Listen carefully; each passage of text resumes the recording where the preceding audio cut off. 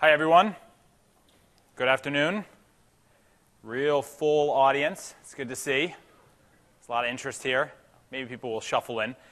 But you know what? That means it's a little bit more intimate. We can be a little bit more open. We'll tell you things that we normally wouldn't say. And we can just get started from that. So my name is Corey Sanders. We're going to be doing a little presentation here today talking about SQL Server high availability on Windows Azure. My co-presenters here, I've got Luis Vargas and Sanjay Mishra. And we will be going down through the three of us. I'm going to start by giving a little bit of some Windows Azure overview, some content about how Windows Azure works, just a little bit. And then we'll dig into sort of the more interesting content about SQL running on Windows Azure, and then some customer experiences and deployments that we've got as well. And so that's kind of how we'll work this today. So without further ado, let me just jump right in here on the Windows Azure overview. So what we're looking at here is the combination of Windows Azure and SQL Server. I have 2008 here. We also obviously have 2012 as well. It's actually a logo mistake. My apologies. So the combination here of Windows Azure and SQL Server. It's an important point to point out that, and I'll mention this a little bit more later, we are focusing on SQL Server running on a VM. Windows Azure does have an offering called SQL Databases, which is our platform as a service offering. And we're not going to spend too much time on that today. And so if you're looking for interest in that, there are other sessions that you may want to attend. Today it's going to be focused on SQL Server. And the main reason why you probably consider SQL Server on Windows Azure versus SQL Databases is really all about that 100% on-premise compatibility, right? So you're trying to run a database in the cloud with the agility that you get with the cloud, but with the compatibility that you get with SQL Server. And so all of your applications just work. And so when you look at sort of why you'd think about doing this, it does come back to that big premise that we've been pushing and thinking a lot about, which is this cloud OS workload mobility. Right? And so it makes sure that the applications that you're going to run on premises can also run in Windows Azure and run very well. Right? And so this is a big part of our strategy. It's also a big part when you look at SQL Server. It was a big part of what we focused on in shipping. And so when you look at the original exit criteria that we had for Windows Azure shipping infrastructure as a service, SQL Server was our exit criteria. SQL Server and SharePoint actually were the two exit criteria we had. And so making sure that these applications work and work really, really well has been a focal point of the team. Now, outside of that, why you may actually want to use Windows Azure to run SQL Server, well, that's kind of the concepts and the value that you get from just the cloud, right? Specifically Windows Azure, of course. The idea being usage-based and very flexible. And as you know, we recently announced even better usage-based and flexible story with our permanent billing and being able to stop without paying. And I'll go into a little bit more detail later.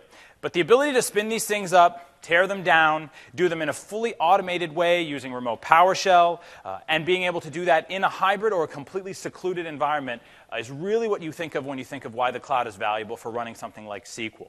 And so great examples of usage, obviously your production workloads that you may want to scale quickly in and out, but your dev test workloads also are really fantastic for a cloud model where you may want to spin it up in the morning or close it down at night. You may not understand tomorrow what you're going to need and be able to go prepare for it. Now you can just click a button and you're ready to go. And so that's kind of the cloud power brought to SQL Server, and that's what we'll be spending the day talking about. So when you look at the Windows Azure principles, there's 6 big principles that we have. The first 2 are pretty similar in the way that we approach them, which is economics and usage-based. The idea that you pay for what you use, at this point now, you pay by the minute, and with MSDN, how many people are MSDN subscribers in the room? Great, a few. How many people have activated your MSDN on Windows Azure? And how many had before this week? Okay, good. That's what I thought. Okay, great. It's good to see. So you've activated hopefully in the last week. With the new MSDN offer that we just put out, the ability to really, really pay a very small amount to be able to do a lot of this dev test is an exciting part of the offer. And again, comes back to that economics. The value of both the agility and the usage base is really strong there.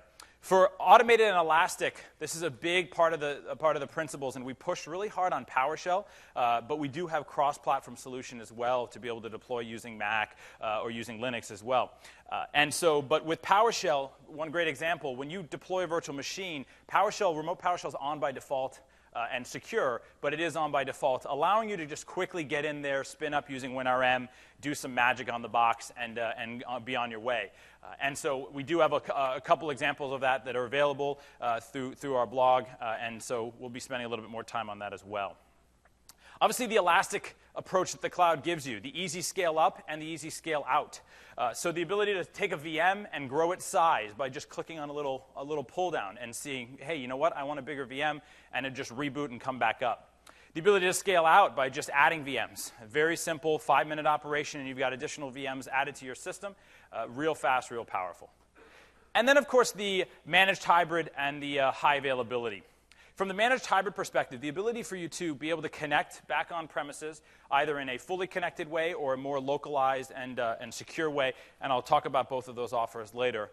And then the always up, always on is the availability approach. It's really just the fact that you shouldn't have to worry about the hardware.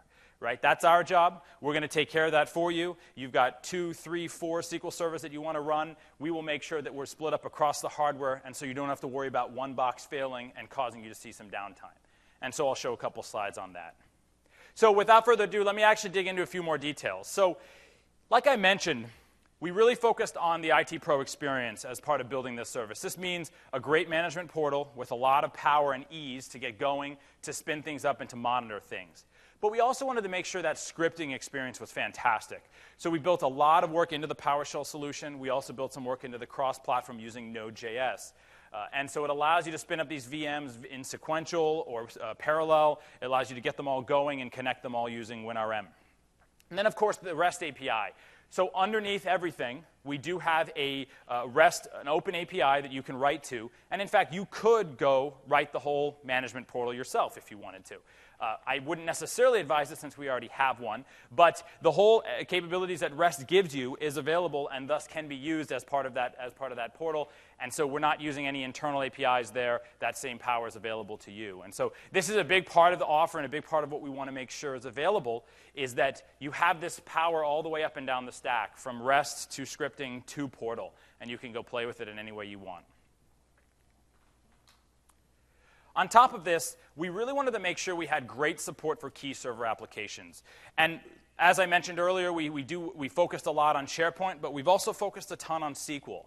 And that's, of course, the focus today. The bolded underlined lines are ones that are available in our gallery. And so you can click on these today and get them going. And I'll show you this here in 1 minute.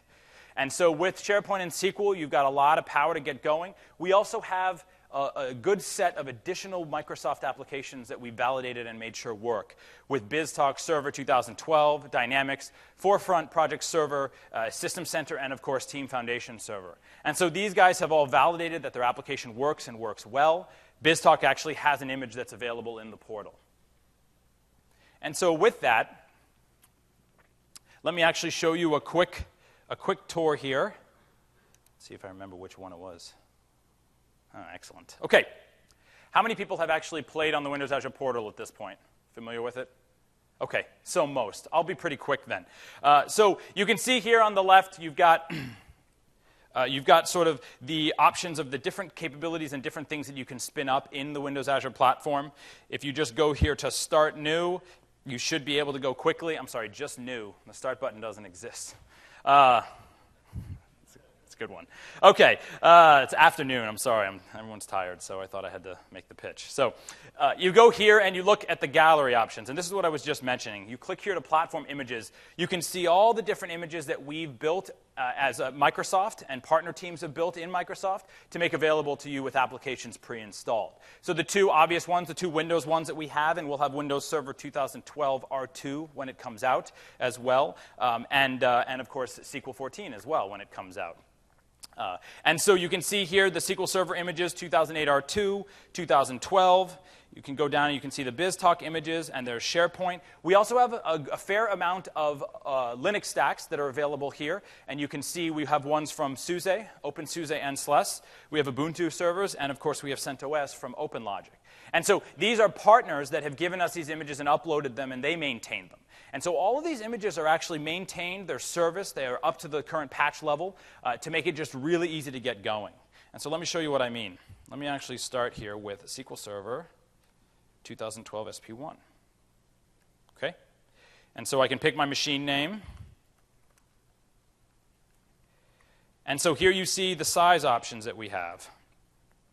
And so you can go from extra small, which is a shared core, all the way up to A7, which is 8 cores and 56 gig. We actually stopped at extra large, trying to come up with clever names for what we would call things, and just moved on to letters and numbers.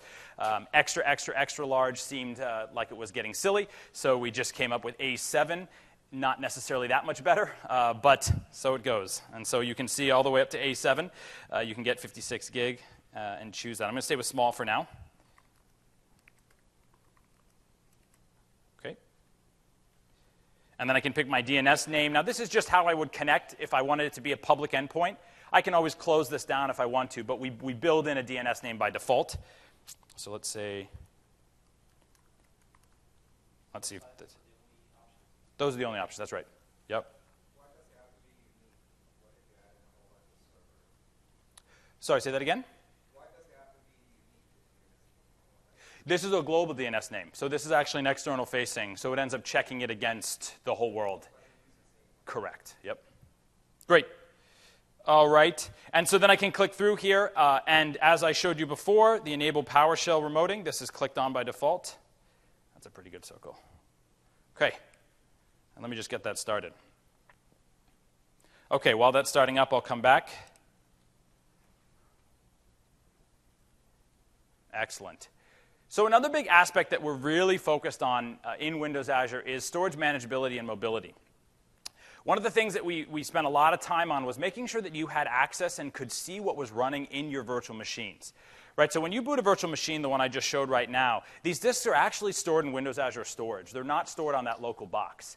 Right? And so all the reads, writes that are going through to that disk, whether they're a database or just the OS disk, are going all the way to Windows Azure storage. So what this means is that we end up just using that VHD and putting it in your storage account.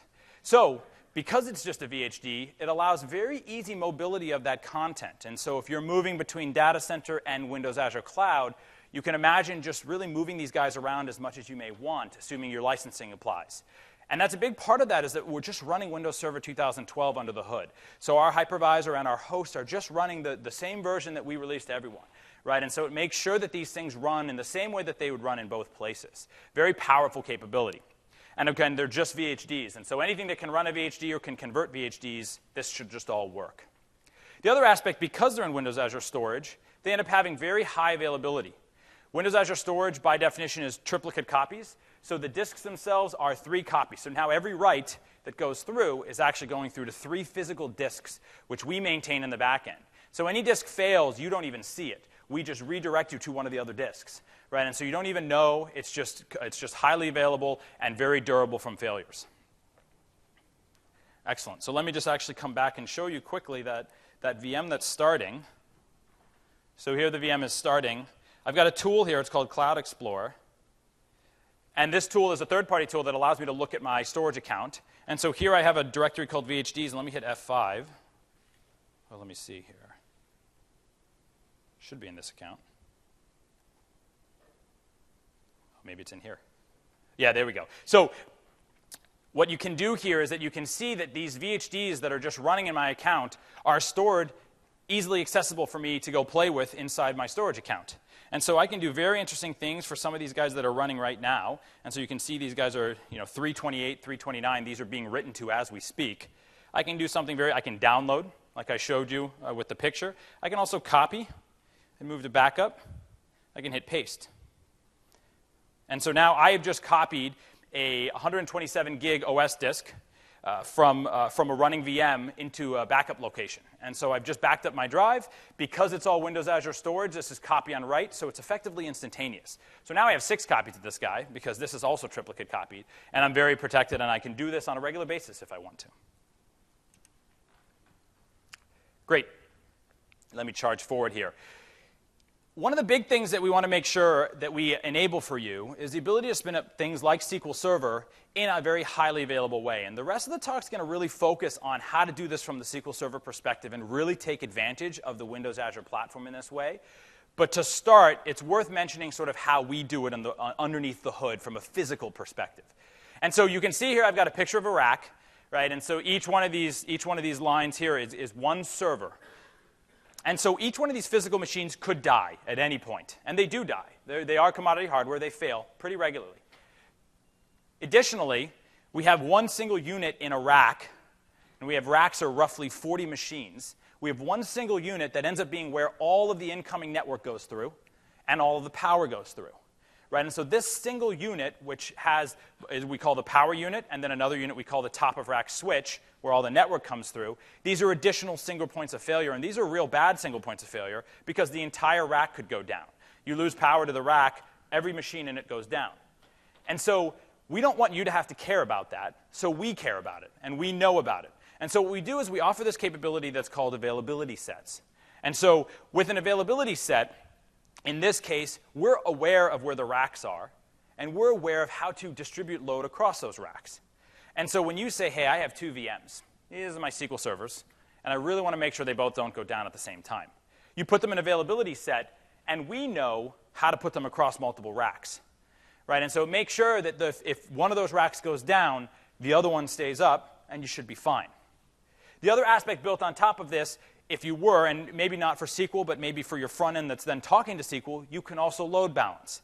Right? And so this allows you to be able to also track your traffic to those 2 different instances, just in case one goes down. And so in this example, this rack goes down, VM1 is still up. If you have load balancing, it would redirect traffic to it.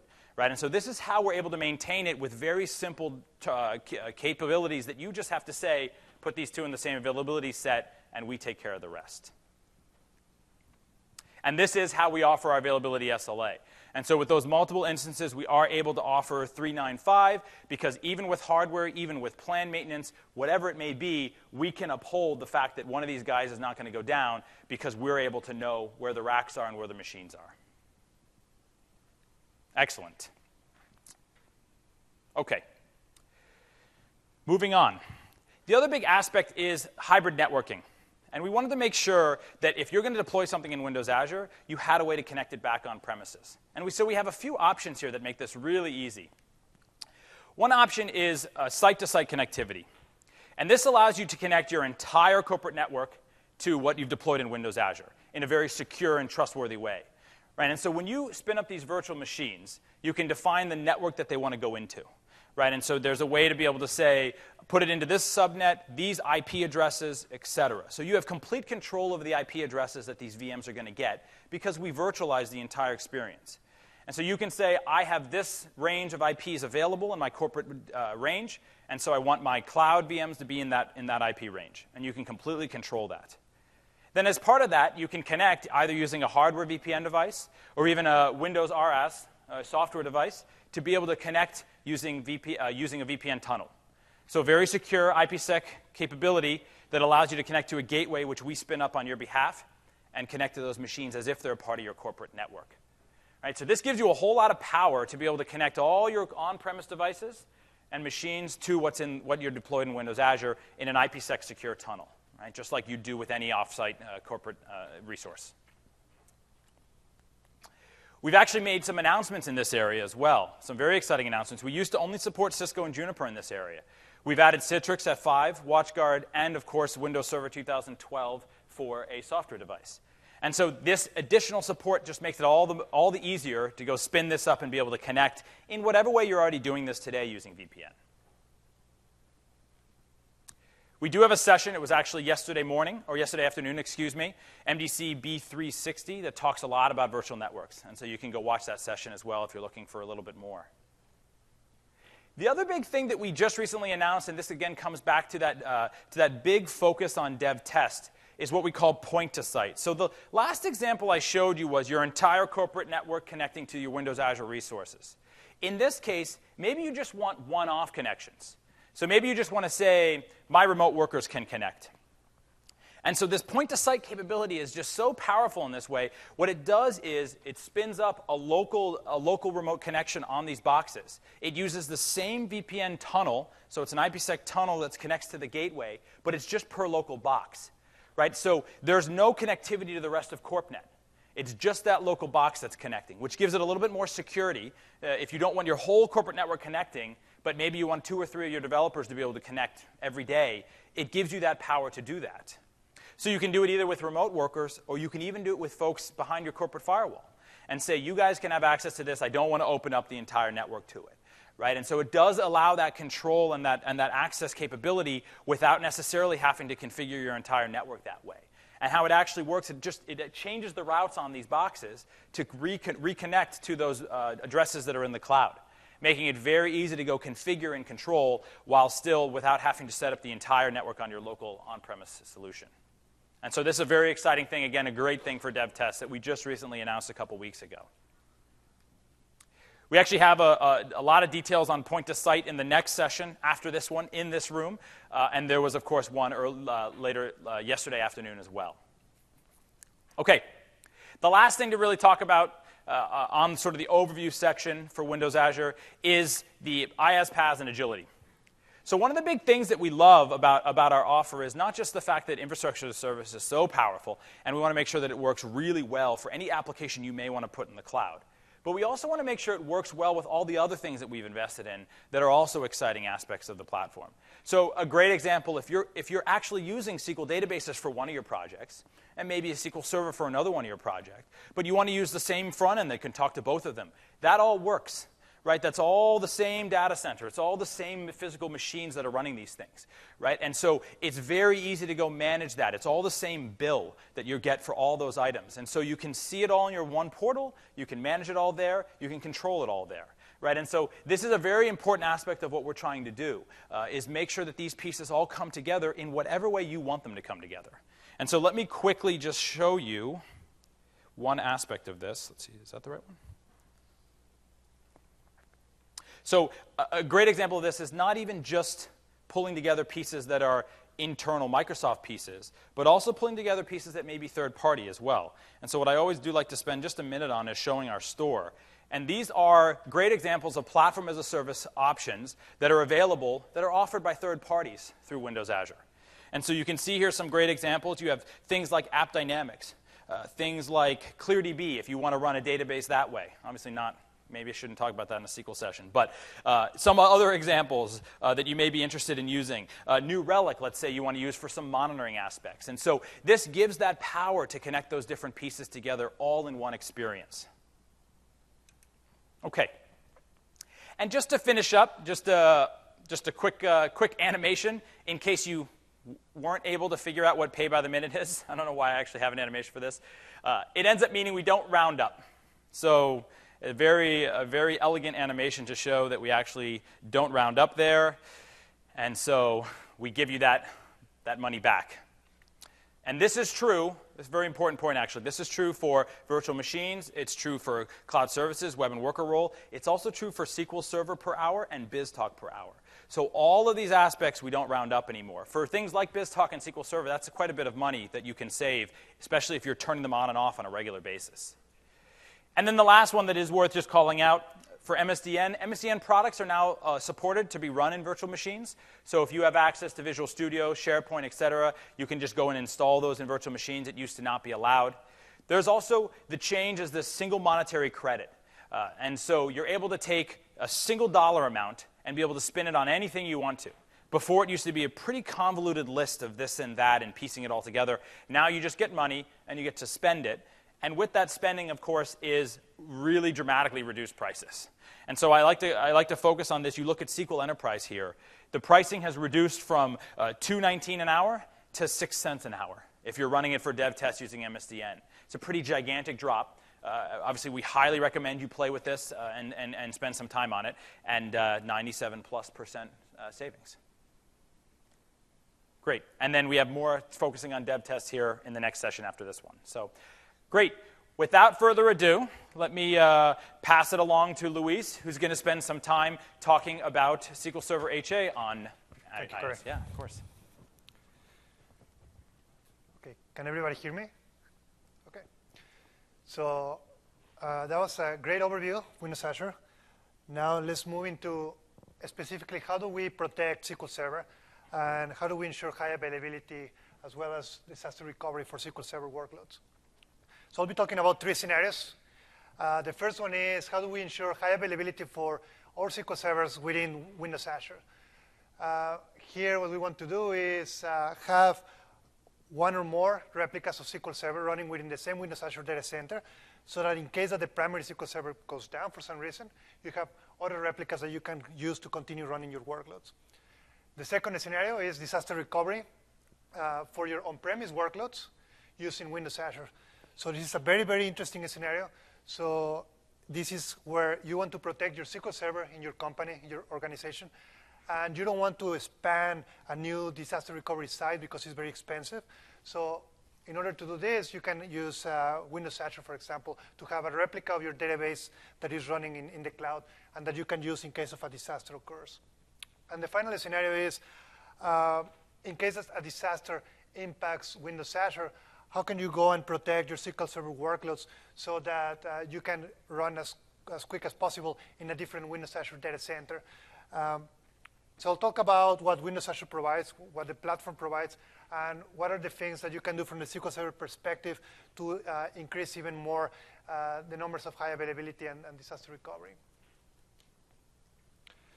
So let me talk about the first scenario.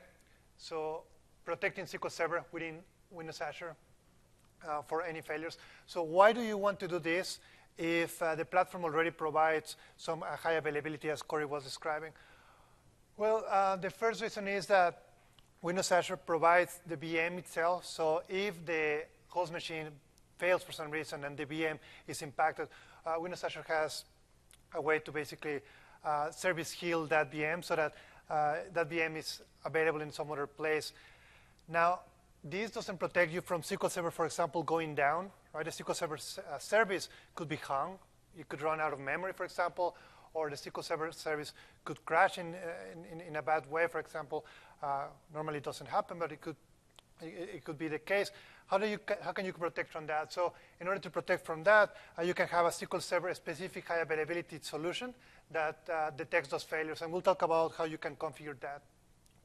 The other thing is, if the host fails in Windows Azure and the VM is service healed, that basically means restart in a different host, that process takes around 12 minutes. If you have a SQL Server replica that is online and is available, you can just fail over to that replica, and that'll take seconds, right, instead of minutes. So it's a good thing to do. The other thing is Windows Azure will do upgrades, right? So it's required to upgrade the platform from time to time. And every time that this happens, the host machines basically need to be upgraded, and all the VMs in those machines are restarted. And that restart takes around 15 minutes, right? So if you want to protect and ensure high availability of your SQL Server workloads while this happens, you can use SQL Server high availability technology. So how does this look like? So this looks basically like this. You have your primary SQL Server, right? It is running in a VM, and all your workloads are executed there. And then you have one copy of your database in a different VM. In case there is a failure in this VM, or SQL Server fails for some reason, the other SQL Server becomes the primary. And eventually, once the previous VM comes back online, it starts synchronizing workloads from the primary, and it becomes a secondary, so that now you have, again, high availability for the new primary. Does that make sense? Okay. So this is the same concepts that we have today on-premise, so you're probably familiar with this. What are the technologies that we support in Windows Azure for high availability? We support two. Anybody familiar with availability groups? Always on, right? Some people, okay. Database mirroring, people familiar with it? Yeah, okay. So we support both solutions. In terms of some of the characteristics of this, availability, both of them ensure no data loss. This means if there is a failure, we will guarantee that you don't lose any data, right? In terms of what is the scope, this is what do they protect? Well, database mirroring protects a single database, so you have to configure these database mirrors for every database.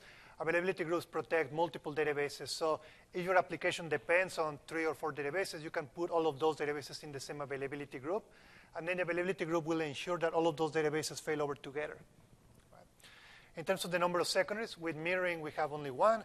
With availability groups, you can have up to 4 secondaries. Both of them provide automatic failover. Right? So in the case that there is a failure, we automatically fail over to the replica. And in terms of what you can do with those secondaries, with database mirroring, people historically have created database snapshots to run reporting workloads, for example.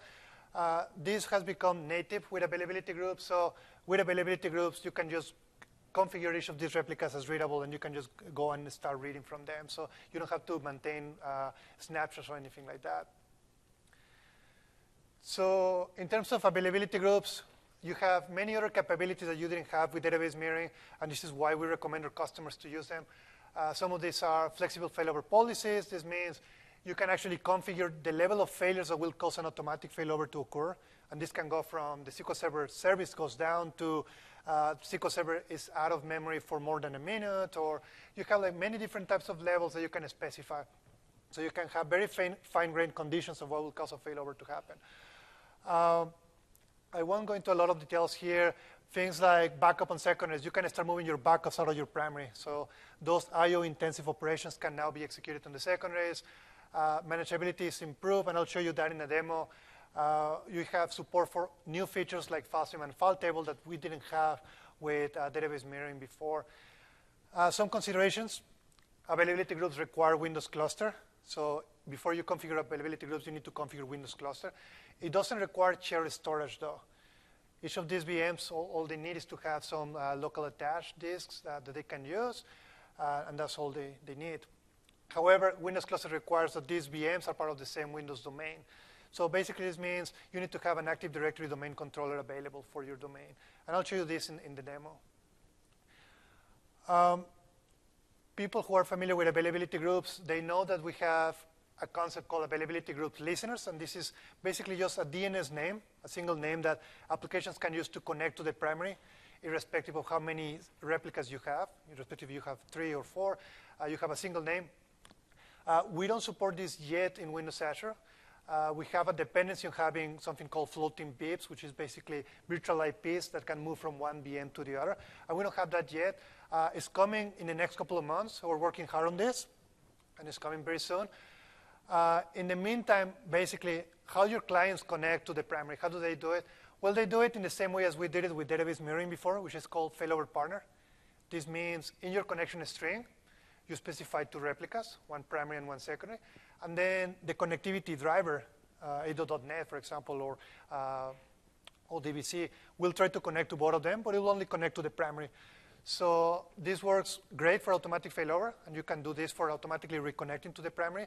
However, the limitation is this only supports 2 replicas, right? So if you can only find the primary out of 2 replicas. So in a couple of months, we'll have the listener, and then you'll be able to find the primary, all of the total number of replicas in the availability group.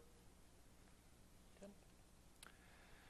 So what do you need to do if you want to go and configure either database mirroring or availability groups in Windows Azure?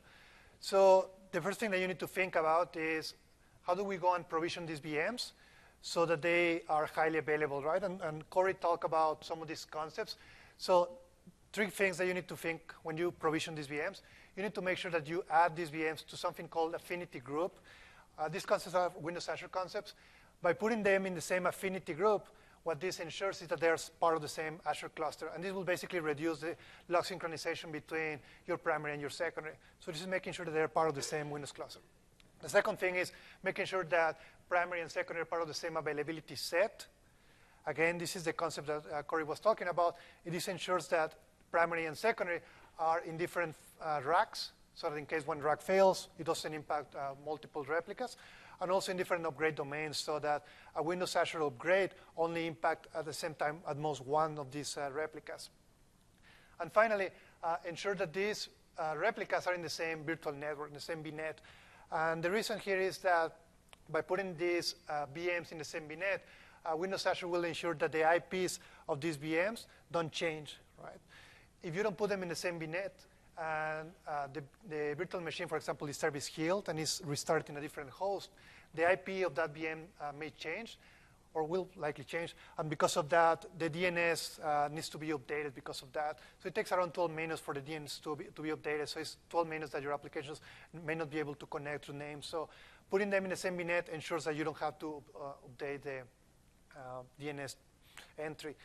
And also, VNet is a requirement for Active Directory. So if you use, for example, Windows Authentication, if you want to use Windows Authentication to authenticate your users to SQL Server, that means that you need to configure an Active Directory domain controller. And for that, you need to have a VNet in place. So going a little bit more into detail here, this is probably a lot of detail, but in the slide, you have all the different links to all the different information that you can look into detail. So if you want to configure availability groups in Windows Azure, what do you have to do? Well, the first thing is you have to set up your Active Directory domain controller. Right? I'll show you in the demo a configuration that has this in place and how it looks like. Then you need to add your VMs to the same domain. You need to configure your Windows cluster. Right? Something to consider here today is that when you create a Windows cluster, anybody has created Windows clusters before? Has configured clusters? Okay, some people. So when you create a Windows cluster, by default, the Windows cluster will try to get an IP for something called the cluster network name. Right? So the network name is a DNS name that you use to connect to the cluster, and that requires an IP address.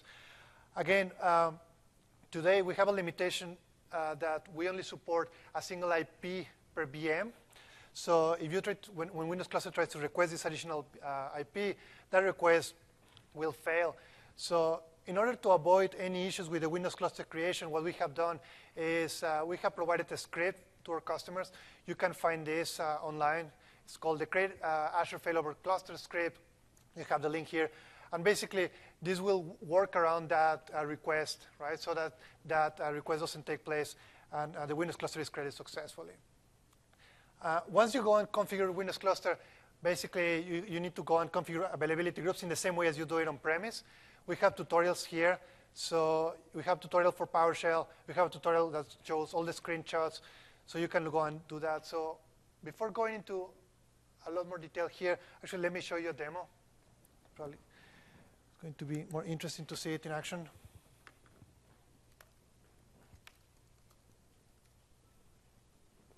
Okay, so the first thing that I have here is the Windows Azure portal. I have some VMs here that I'll be using in the demo. Contoso DC1, SQL, SQL1B. So let me click on one of these ones. So this is actually the VM that hosts my Active Directory domain controller. And the only thing that I wanted to show you here is if I look into configure, you'll see that this domain controller is part of an availability set. Again, this is the concept that Corey was talking before. Right? In the same availability set, I have other two VMs. The first one is the VM that hosts my primary SQL server, and the second one hosts my secondary SQL server. So by adding these VMs to the same Windows Azure availability set, I ensure that they are highly available in the platform. Another thing, you can see that they are part of also the same virtual network. Right? So now I can go into one of these. So let me go into the domain controller. So as usual, domain controller, just as you have it on premise, this one is running in the cloud. You can see that I have 3 computers accounts. The first one is the one for the cluster. Once you go and create the cluster, this creates this computer account. And then I have 2 more. These are the 2 VMs that are hosting my primary and secondary replicas. In terms of users, the only thing that I have done here is I have created 2 users, one for each of the SQL Server services to run. Right? So once you have configured your Active Directory domain controller, I can go and connect to one of my VMs. So let me connect to my primary SQL Server. Right? So this is one of them. And what you can see is that I have configured an availability group. Right? The availability group is protecting 3 databases in this case. So if for some reason SQL Server becomes unavailable, these 3 databases will fail over together to a different SQL Server.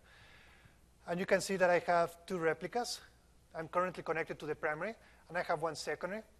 You can see more information about the configuration here. These are configured as synchronous replicas, right, to ensure that there isn't any data loss. They're configured for automatic failover, so that in case that one fails, the other one becomes automatically the primary. So at this point, what you can do, for example, is we can go into the primary and shut down SQL Server. I'm going to stop the service here.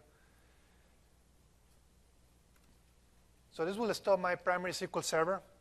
And what will happen is the secondary SQL Server that I have will take the role of the primary. So once this takes the role of the primary, now my workloads can connect basically to this replica and can continue running there. So the main thing here is for you to understand that failures that impact SQL Server will not be detected by Windows Azure, and you can protect this by configuring an availability group. So at this point, let me go back to use the presentation to. Okay. So we talk about configuring availability groups. In the case of database mirroring, if you need to have Windows authentication, then you need to set up your Active Directory domain controller. If you don't need Windows authentication and you only need certificate authentication, for example, you don't need to set up the domain controller. Again, we have a tutorial with PowerShell of how you can go and automatically provision this so that when you provision your SQL servers, you can configure database mirroring as part of the provisioning. All right, so I'm going to hurry up a little bit because we still have a lot of customer scenarios. We want to talk about how customers are using it. But let me talk about probably one of the most interesting scenarios that customers are looking at. This is providing disaster recovery for their on-premise SQL servers is in the cloud. And the reason is that your on-premise SQL server may become unavailable for different reasons. This can be temporarily, so there may be a gateway failure, for example, and your SQL server may not be accessible, or this can be permanent, for example, in the case of flooding. And we have cases, for example, in New York after the flooding that we saw many customers having to do failovers from one data center to a different data center to continue running. Now, the problem is having these disaster recovery sites is expensive. You need to pay the rent of the site, maintenance, hardware, and operations people. So what you can do is simply go and span a new copy of your databases, a new replica, into Windows Azure, and have that available for disaster recovery purposes. So the main scenario that you will have is on-premise you have your primary and one secondary for automatic failover. Right? This ensures your high availability. So as soon as there is a failure, in seconds you can connect to the new primary. But you may want to have another secondary in Windows Azure for disaster recovery so that in case that the whole on-premise environment becomes unavailable, you have a copy in the cloud. These replicas in the cloud synchronize continuously from your on-premise databases. And you have the freedom of putting these replicas in any region that you want in Windows Azure. So you can put them West US, East US, Europe, Asia, etc. Where you want to put them will depend on potentially political considerations. So in some countries, they require you to have your replicas within the same region, or also because of latency. So you may want to have these replicas in a region that is close to or not very close because you may not want it to be impacted, but relatively close so that latency doesn't increase substantially. All right, so just to close here, we have some customers actually that are inverting the deployments. So in some cases, they actually have the primary and the secondary running in Windows Azure, but they have the disaster recovery side running on-premise. And when Sanjay talks about the customer scenarios, he'll talk about why some of them decided to do that. Again, in terms of the technologies, you're probably familiar with this, nothing new. We support availability groups, we support database mirroring, and we support log shipping. So you can configure all of these technologies between your on-premise environment and Windows Azure. Again, in the case of availability groups, there are some benefits, and that's why we tell customers to use them. The first one is availability groups allows you to have multiple replicas. So you can have, for example, in the same availability group, one local replica for high availability and another one for disaster recovery. If you don't use availability groups, then you'll probably do what you have today on-premise, which is combine failover clusters and database mirroring, or database mirroring and log shipping. So you have to combine different solutions. The other advantage of using availability groups is that those replicas are available for read workloads. So if you have those replicas in Windows Azure, you can actually use them to put some of your reporting workloads there. You have BI application, business intelligence. You can run them in the cloud. The other thing is you can start offloading backups to Azure. Right? So if you have your replicas in Azure, you can start creating backups in those replicas in Azure, and you can now maintain backups in the cloud. So some people, some companies have some policy compliance reasons of why they need to maintain backups outside of the main data center, and they can use availability groups for this. Just remember, it requires these VMs to be part of this, these replicas to be part of the same Windows domain, and they're required to have an active domain controller. So either you add that Windows Azure VM to your on-premise domain, or you set up an Active Directory domain controller in the cloud. What is required to configure this? as Corey mentioned, you need to configure basically a VPN, a virtual network between on-premise and the cloud. This can be either through a physical device or Windows Server RAS. And after that, you go and configure these technologies in the same way as you do it on-premise. So we have tutorials for all of this. I won't go through the steps at this point, but it's the same thing as you do it on-premise. So let me show you a demo. So what I'm going to show you here is this deployment. So on-premise, this is actually in Redmond. I have an availability group with 2 replicas, one primary and one secondary. These are part of one domain in Redmond. And then we have configured this VPN tunnel between on-premise and the cloud. And in the cloud, we have one replica, right, which is configured as a secondary replica and which is continuously synchronizing from on-premise. So let me show you the demo here.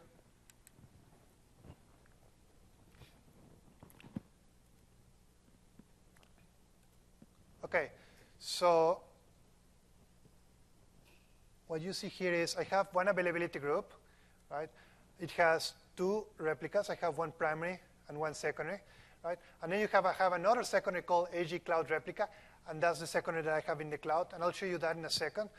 You can see the configuration here. Primary and secondary are configured as synchronous and automatic failover, again, to ensure high availability, ensure that I never lose any data. But my secondary in the cloud is configured for asynchronous commit. And what this means is I will not block any transactions on the primary, waiting for the acknowledgments back from the secondary. And this is to ensure that I don't have any increased latency in my transactions on the primary. Right? And this is configured for manual failover. This means if for some reason I have a disaster and I cannot connect to my on-premise SQL servers, I can go to that machine in the cloud and then manually fail over to that machine. And then my applications can continue running there. You can see I have a lot of information here in SQL about what is the state of these replicas. I can see that they are synchronized. In this case, the one that is asynchronous is telling me that it's synchronizing. They tell me that for the first 2, there is no data loss. In the case of the one in the cloud, there is potential data loss because this is asynchronous replication, right? How much data loss I will have? I can look, for example, at the last commit time. When was the last time that each of these replicas committed a transaction? I can look at what was the last log sequence number that was committed in each of these replicas, and I can compare them. So I have a good understanding of the number of transactions and when was the last time that each of these replicas committed a transaction. So what I can do now is go into the portal just to show you that this is actually in the cloud, that I'm not lying here. So I can go here, and then we can look for that machine. And you can see that this replica is just a VM living in Windows Azure, right? AG Cloud Replica. I can RDP to that machine, right? So I have RDP here. You can see the DNS suffix that this is running as part of the cloud app.net, etc. DNS domain. And now what I can do is I can actually look at my databases here. You can see that I have this database that is part of the availability group, and I can just go and run queries from this. So you can see I can actually use my replica in the cloud, just continually run queries. So in this case, I'm running a query from one table. I can go back to my on-premise machine. Let's see what this one has.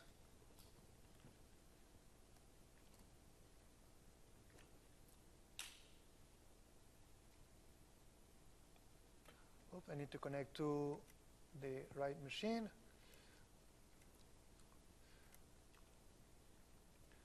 So I was connecting to the secondary. But I'll connect to the primary, and then we can execute basically the workload. So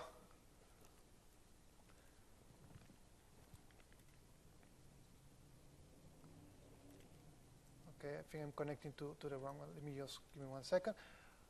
But what I wanted to show you here, new query. Let me see. Yes. Sorry, I was connecting to the wrong one here. Yeah, let me try this one again. Okay, yeah, I was connecting to the wrong one actually. So I can select here from this one. Okay, and I can see that I have 15 values here, for example, right? So if I go back now to my machine in the cloud, and I execute this one here as well, you can see that I have my 15 values as well. So every time that you go and insert records, this is this continuous synchronization from the on-premise to the cloud. So how long it takes? Well, it takes depending on the latency that I have between those machines. But in general, you can expect 1 to 2 seconds of latency before these records got reflected on the secondary. So yeah, let me go back to the presentation. Obviously, at this point, if there was a failure on-premise, I could just connect to my secondary in the cloud and do a failover there, continue running. So in terms of time, let's see, we still have some time. OK, let me talk about the final scenario. This is how do we ensure disaster recovery for SQL Server in one Windows Azure data center in case that I want to continue running as quick as possible in a different data center. So the platform already provides disaster recovery protection for you. However, there are certain limitations that we have to consider from the SQL Server perspective. So if your SQL Server uses multiple disks, remember each of these disks has a limitation of 1 terabyte. If for some reason your database is larger than 1 terabyte and you require multiple disks, the Windows Azure geo-replication between Azure data centers doesn't guarantee write order across these disks, right?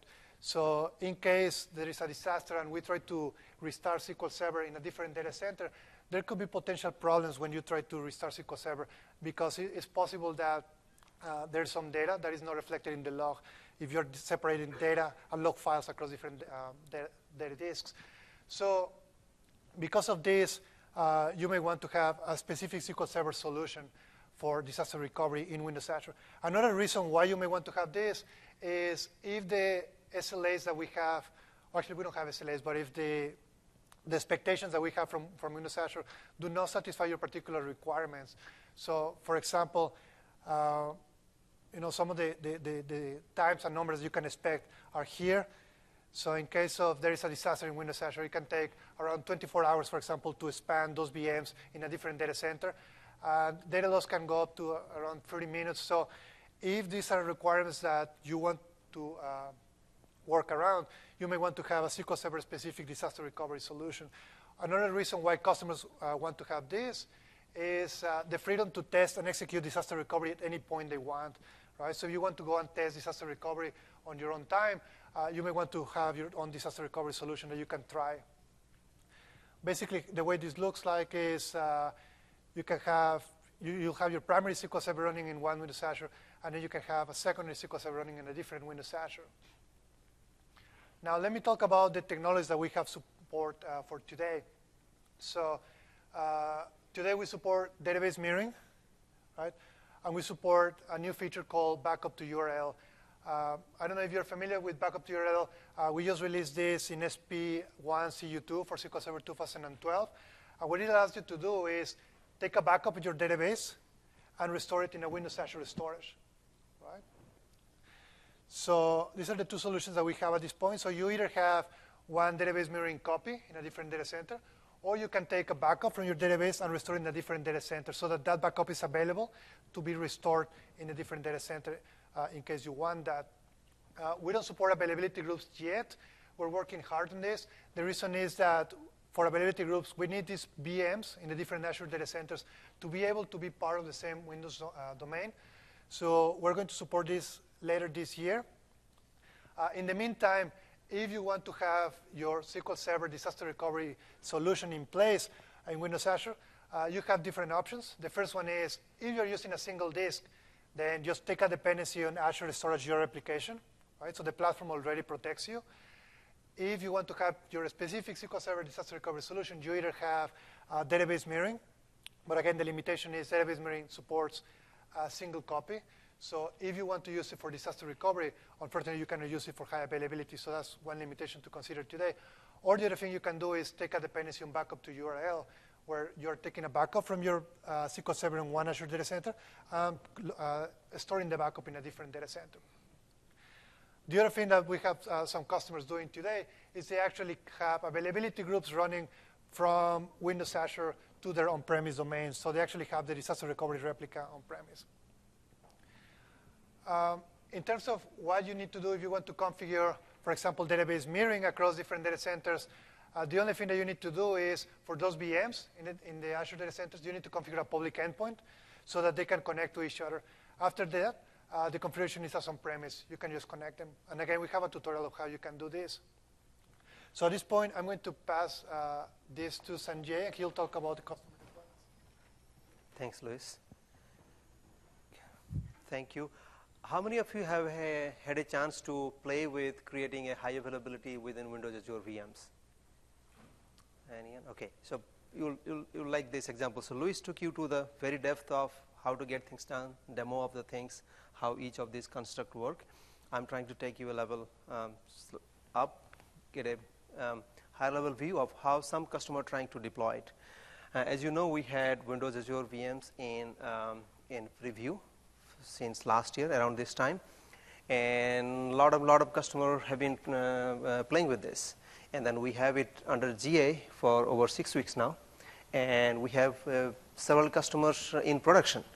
I'm going to show you some examples, and some examples of this customer. Real customer, we will not be able to take their names now because we are working with them to produce different case studies, and once we have those case studies prepared, we can actually use their names. And once and some of them are under proof of concepts level, some customers are already in production, and you will see both kind of examples.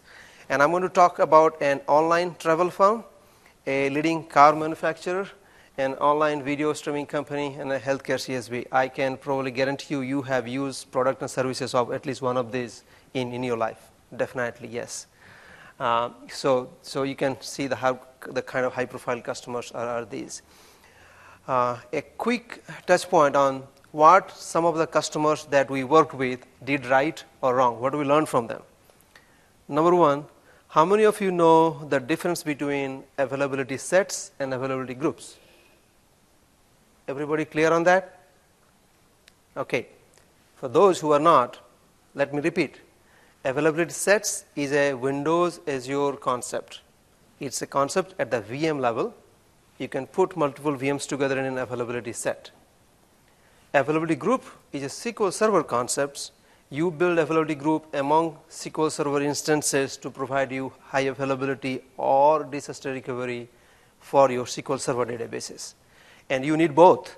If you're setting up SQL Server high availability involving Windows Azure VMs, you need both.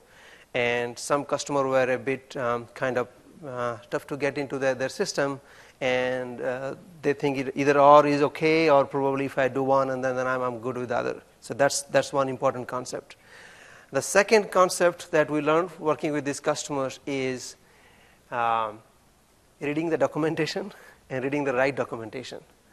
How many of you have deployed availability groups on premises?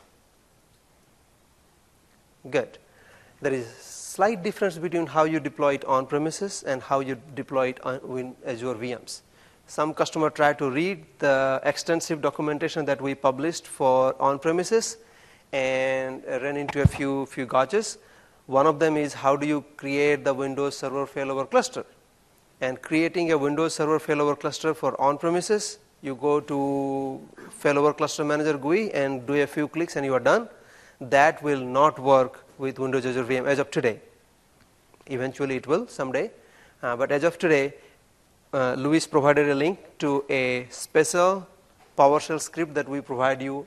Please use that to create the required Windows Server failover cluster to be able to create availability groups. And also read the documentation specifically we have created for availability groups in Windows Server VMs. Okay, what does this travel firm do? It's one of the leading tour operators in Europe, and they sell trips to various locations in Europe. As you can see, they had over 700,000 passengers in 2011. What do they have today? They have one data center in one European cities, and that's their primary data center. They do not have a DR data center today. And as Luis pointed out, building a DR data center can be cost prohibitive to some customers. So what they try to leverage, Azure as a DR data center. So what they have today is this. This is in live, in production, running for a year and a half at least, and they have it on premises, 2 replicas, primary and secondary. They want to augment this with a replica in secondary putting this in Azure. And this is they have completed proof of concept for this, and it would be going live pretty soon. A leading car manufacturer, this is one of the largest car manufacturers in the world. This customer went live last week. And this application is a car live portal experience. You can, various of telemetrics from the car portals are being updated to it. And they also create a social network among various car owners from this company. What they have deployed today is 2 Azure VMs within Azure. And once we have availability groups listeners working, they will extend it to more replicas. An online video streaming company. This is a company that is, the name itself suggests what do they do. What's important for them is HADR is important. You don't, a Friday evening when people are watching video, you do not want them to have a downtime while streaming. They will be using Azure as their primary data center. However, they will be using one secondary in their on-premises data center as a DR. It's look like this. Azure will be used as a primary and a secondary in on-premises. A proof of concept is already completed for this, and they will be going live pretty soon as well. This is healthcare CSV. This is a pure lift and shift model. They want to have exactly the same application running on-premises as well as running on Azure. And being a healthcare application, they need HIPAA compliant. Windows Azure VMs and SQL Server running on Windows Azure VMs is HIPAA compliant. Anybody from the healthcare industry here who come across this kind of regulatory complaints or regulatory requirements? Please note, HIPAA compliance, Windows Azure VM, SQL Server running on Windows Azure VM is HIPAA compliant. And that's why they picked this solution. And they'll be running primarily on Azure. They would be using on-premises to keep a secondary copy because they need to do some kind of reporting from on-premises, and that's the regulatory requirements. Looks pretty much like the previous one. The requirements are slightly different, but end solution is the same. What you saw here is that varied degree of customer, varied kind of businesses. They are gearing towards the similar kind of application architectures, either using on-premises as primary and using Azure as secondary, or using Azure as primary and on-premises as secondary. So this kind of hybrid model gives them the flexibility to run their application which is the best suited for them, and have a DR copy which is again best suited for them. Yes, you have a question?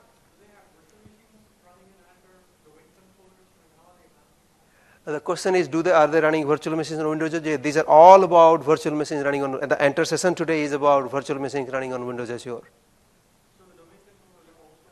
Oh, the question was about domain controller? Okay, so for those who are running only within Windows Azure, the entire HA is within Windows Azure, those cases the domain controller is within Azure. For the customer who have on-premises and Azure hybrid, they have the domain control on premises, and what they use is the gateway and the virtual network tunnel, VPN from Azure to on premises, so that they can join those Azure VMs into the on premises domain and create the Windows cluster that they need to be. Does that answer the question? Yeah, thank you. So what you saw is that the customers, various different range of customer, different range of applications, leveraging Windows Azure VMs and SQL Server and the hybrid model to provide the HA and DR needs. Yes? So earlier on you were talking about what's being done in our app, dev test, that sort of thing. The stuff you showed for the customers of the big like production? Absolutely. The question was, some examples were given for dev test, and this is production. These are real production. A couple of customers already live. Some customer proof of concept done, they will be live pretty soon. So these are production workloads. One quick note on, there was a bullet point in earlier slide about choice of data center, where you put your DR. A customer I worked with, they have the primary data center in New Jersey, the secondary in New York. Hurricane Sandy happens, the primary and secondary both are affected.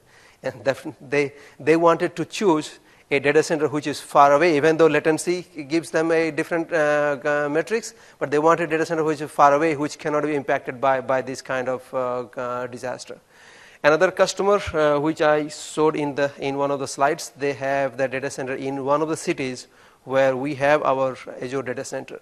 So the primary data center is in that city. So they choose an Azure data center which is a different city, so that they can have the true disaster recovery in case of a failover scenario. So those are the things that you take into account when you design an HA or DR solution for your SQL Server databases. I have a few minutes left. I'll hand it over back to Luis. He has a very interesting demo to show up, and then we'll be sticking around for more quick Q&A. Thank you. Okay, so we saved actually the coolest demo at the end. So let's go through this one. So we talk about all these hybrid scenarios and adding these replicas in the cloud, and then I show you some links, and there are some guides that you can go and follow.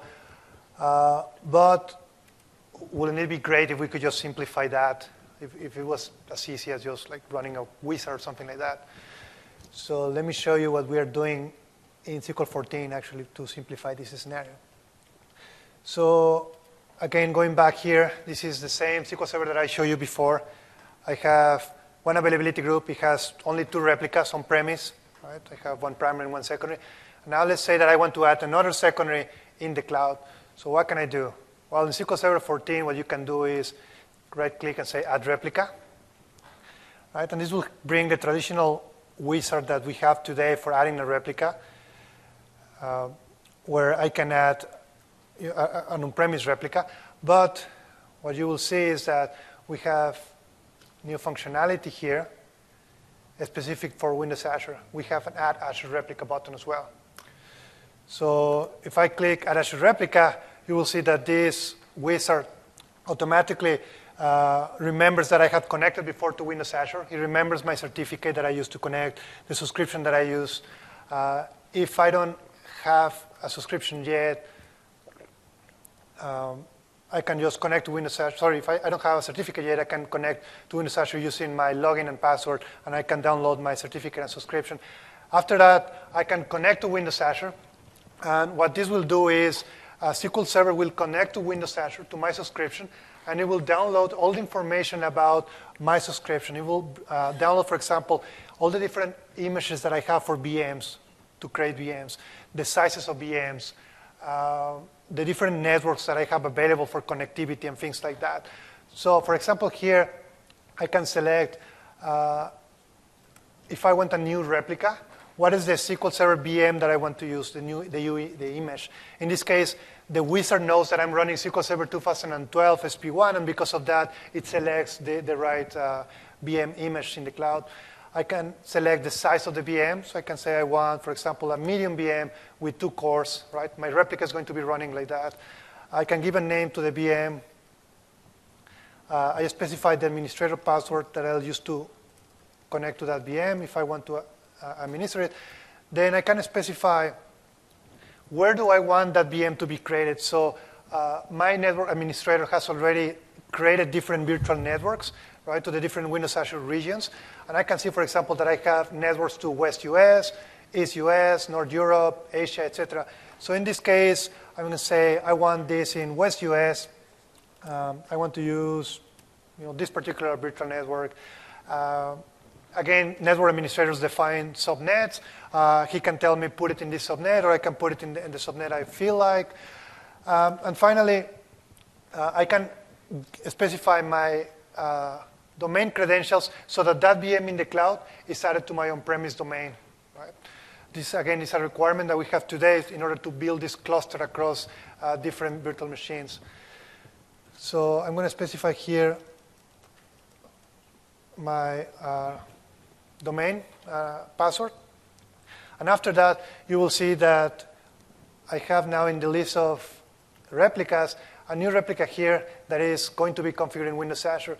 Now I can specify if I want this replica to be readable or not, just by saying yes here. that replica in the cloud will be readable, and then applications will be able to connect to it and read from it. So I can say yes, and I can say next here. Now the next thing is, how are we going to move the data from on-premise into the cloud? Right? So you need to start that replica somehow. So by default, the easiest option is to select full synchronization here. And what this will do is it will take a full backup of my database, right? Share it in a network share, and then move that backup and restore it in the replica in the cloud. So again, depending on the size of the database, this may take a few minutes to a few hours. After I do this, basically this wizard will go and do a bunch of validations, right? So I will probably not entertain you through all the things that are going here, but the idea is like every wizard will try to ensure that at the end of the wizard you have success. So we're going to validate things like making sure that you have enough space in the VM, that the production deployment where that VM is going is healthy, that VM the name doesn't exist yet, either on premise or in the cloud, et cetera, et cetera, et cetera. So this wizard will go do a bunch of validations, and at the end it will go and run all the steps that today you have to go and do manually. So I probably won't entertain you doing all this, but at the end, basically what you will have is the replica that I showed you before. So actually the one that I showed you, this one, AG Cloud Replica, was configured using the wizard, and that's how you can have this replica running in the cloud. So you have any questions? Yes? The actual backups, we were talking about snapshot Yeah. backups. How does that affect the actual cost? How it affects what, sir? The pricing. So I'm paying for, one VM with like 2 cores. How does that affect me every time I make a backup or every time I make a snapshot? Right, so you're talking about taking backups from those SQL servers in the cloud.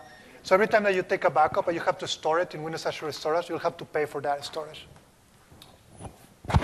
With one important caveat there, which is that Windows Azure Storage is sparse, so you end up actually paying for the writes that you make from that point forward, right? So if you're copying, and so if you have let's say a blob that's a terabyte, but you're only actually writing to 50 gig of it, you only pay for the 50 gig that you're writing to. So there is that sparse aspect of that billing model. Yes?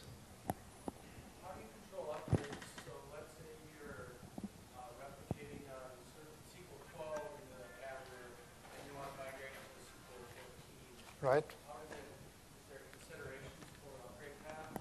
So yes, it's the same process that you follow on premise today. What you do is you do something called rolling upgrade, which basically means you upgrade your secondary first, right? Then you fail over to that one, upgrade your previous primary, which is now the secondary, and then you can fail back to that one, right? So this is how you reduce downtime while upgrading the full deployment. Any other questions? Well, Great. I thank guess you. that's it. Thank you guys very much for your time. And enjoy Appreciate the it. rest of TechEd.